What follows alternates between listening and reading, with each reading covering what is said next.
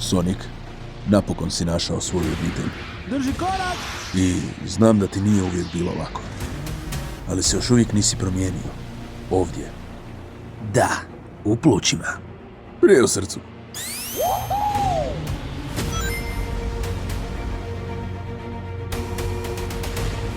Imamo uzbunu najvišeg stupnja.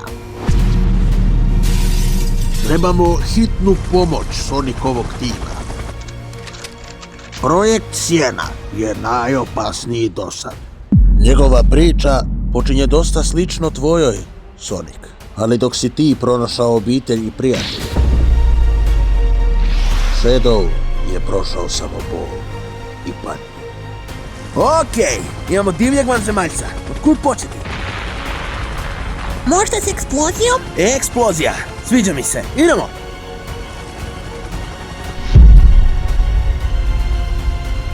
Ovaj izgleda impresivniji od zadnjeg ježa kojeg sam razbio. Stari, stojim kraj tebe. Fuj, šareni ste. Mi ne želimo borbu! Zapravo, Sonic, ja upravo to želim. Ček, Knuckles, ne!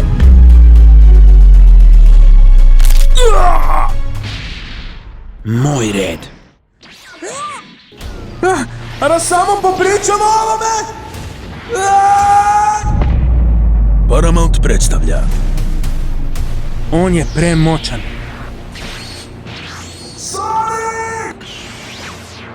Ne vjerujem da ću ovo reći, ali treba nam, znate već ko. To je loša ideja. A kad me to spriječilo?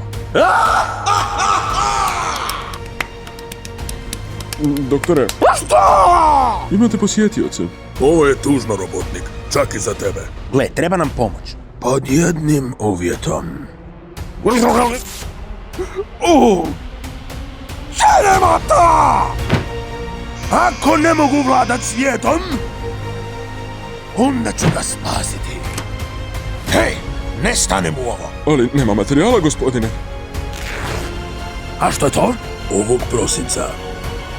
Jednom kad završimo, više ništa neće postojati. Hej, bez varanja!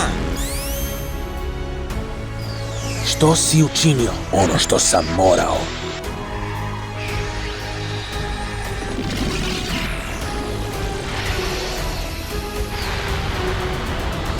Sonic, super ještri. Dobrodošla kući, sinko.